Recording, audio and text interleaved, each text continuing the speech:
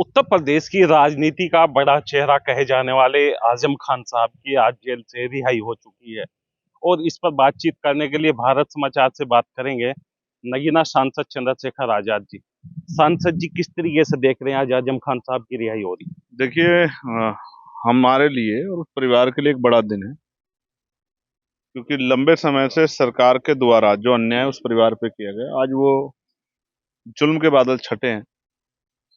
उनकी पत्नी को बीमारी की हालत में जिस तरह रहना पड़ा, मेरे आज भी याद है। और जिस तरह से वो तकलीफ उनके चेहरे पे जब मैं मिला था, मैंने देखी।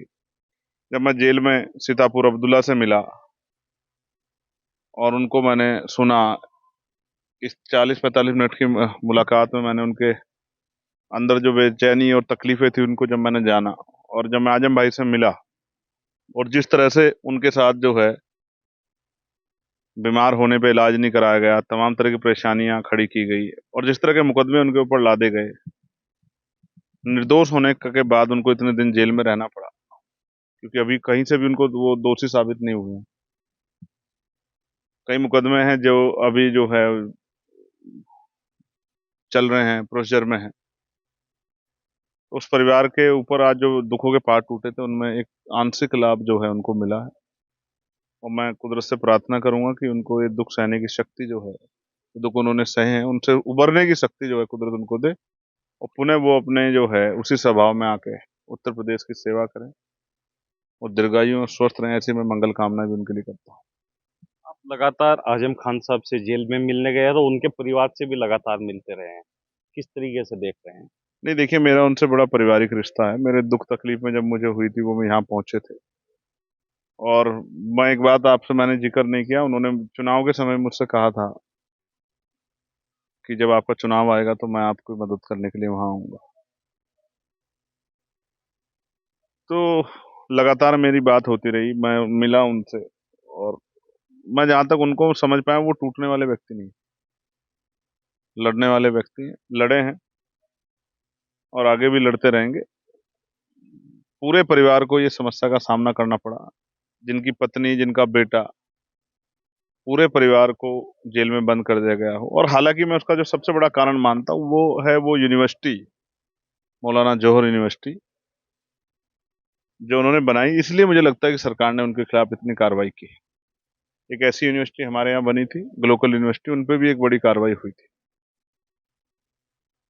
तो वहीं के वहीं जेल में नए मुकदमे, बेल होने पे जो है एक और मुकदमा, इस तरह की तमाम कार्रवाई हमने देखी, और ये सारी कार्रवाई राजनीति प्रेरित है और उस पूरे परिवार को तोड़ने के लिए थी। हालांकि मैं न्यायपालिका का धन्यवाद करूंगा कि उन्होंने संज्ञान लिया, उस परिवार पे जो है की तकलीफ को सुना, जाना, और उसमें जो है उनको न्याय देने का काम किया। इसलिए मैं माननीय न्यायपालिका का धन्यवाद करता आपने जौहर यूनिवर्सिटी का भी जिक्र किया है। क्या सरकार चाहती है कि जो इस तरह के शिक्षण संस्थान हैं जो बनाए जाते हैं, क्या ये ना चलें उत्तर प्रदेश में? हूँ। बिल्कुल चाहती है, सरकार चाहती है बंद हो जाए। उत्तराखंड में आप देखिए, मदरसे के द्वारा जो मदरसा बोर्ड था उसको खत्म करने का जो है कानून बनाया गया। तो ये पूरी सरकार चाहती है कि इस तरह का कोई जो है इंस्टीट्यूशन ना रहे।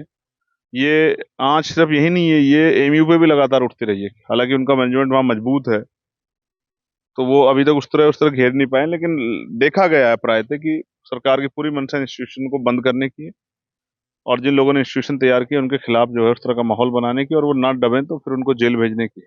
ये किसी छिपावा नहीं।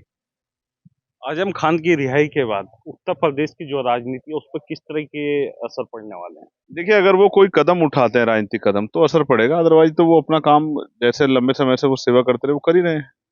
लेकिन अगर जिस तरह की चीजें मीडिया के द्वारा, हालांकि उनका कोई इस तरह का बयान आया नहीं है अभी, मीडिया के द्वारा ये चीजें बताई गई हैं कि उनको इस तरह की अफवाहें चल रही हैं, सूत्र चल रहे हैं। हालांकि मैं इनमें भरोसा नहीं रखता हूं, क्योंकि वो तो अब आगे हैं, तो मीडिया उनसे खुद ही पूछ ले कि वो क्या करना चाहते हैं। वो बड़े नेता हैं, पूरे उत्तर प्रदेश में उनका प्रभाव है, देश में लोग उनको जानते हैं, लंबे समय उन्होंने उत्तर प्रदेश सेवा की है, कई सदनों के वो मेंबर रहे हैं। तो मेरी तो उनके लिए मंगल कामना है। जैसे दूसरे दलों के नेता अक्सर कहते हैं कि अखिलेश जी ने आजम खान का सहयोग नहीं किया, उनको जेल भिजवा दिया। तो इस तरह की जो चर्चाएं हैं, इनसे भी कुछ फर्क पड़ने वाला है? देखिए, ऐसा है, अब आजम खान साहब बाहर आ गए, और ये दूसरे लोगों को इसमें कुछ कहने की जरूरत नहीं। वो शायद बेहतर तरीके से जो है अपनी बात का जवाब दे सकते हैं। तो मैं इस पर क्या टिप्पणी कर सकता हूँ? लोग क्या कहते हैं, ये इस पे मेरा मत नहीं है। आजम भाई बाहर है, उनका परिवार बाहर है। आप उनसे बेटर पूछोगे, वो ज्यादा बेटर तरीके से बता सकते हैं। 2027 के चुनाव को लेकर क्या आजम खान साहब आपके दल के साथ चुनाव लड़ेंगे? नहीं, मैं तो चाहता हूँ कि वो लड़े, लेकिन ये तो उनका फैसला है ना कि वो क्या सोचते हैं। भाई ये उनका फैसला है, वो वहीं रहते हैं, कहीं जाते हैं या क्या करते हैं, ये उनका फैसला है। इसमें मैं और आप नहीं निर्णय ले सकते हैं। वो कोई निर्णय लेंगे तो उसका स्वागत होगा। अभी जैसे सरकार ने कुछ जगह चर्चाएं चलती हैं, विवाद भी होते हैं कि मिहिर भोज को लेकर उत्तर प्रदेश में, खास तौर से पश्चिम उत्तर प्रदेश में मिहिर भोज को किस तरीके से आप देख रहे हैं, जो विवाद लगातार चलते रहते हैं? मीर भोजी का गुर्जर प्रतिहार का एक बड़ा इतिहास रहा है। और अभी जो नियरेस्ट जो विवाद हुआ है मेरठ में, ये पंचायत की परमिशन नहीं मिली, तो जानबूझ के जो है आजाद समाज पार्टी के राष्ट्रीय महासचिव मेरे भाई रविंद्र कुमार भाटी जी को पुलिस ने डिटेन किया और रात को अंधेरे में जेल भेजने का काम किया 12 बजे। ये जो जुल्म किया गया है और झूठे मुकदमे लोगों पे लगाए गए, अगर ये मुकदमे जल्द वापस नहीं हुए और इनको इनको रिहा नहीं किया गया, तो एक बड़ा आंदोलन हम लोग करेंगे। गुर्जर समाज पे जुल्म किया जा रहा है, इसको हम लोग नहीं सहेंगे। और सम्राट मीर भोज जी के प्रकरण को लेकर जो पंचायत हो रही थी, उसमें जिस तरह से सामने आया है कि निर्दोष लोगों को जेल भेजा गया है, ये अन्याय है। इस तानाशाही को हम लोग बर्दाश्त नहीं करेंगे। अगर जल्द हमारे साथी, हमारे भाई हमारे बीच में नहीं हुए और उन पर झूठे मुकदमे लगे, वो वापस नहीं लिए गए, तो फिर आजाद समाज पार्टी मजबूरन जो है हर जिले में आंदोलन करने के लिए मजबूर हो।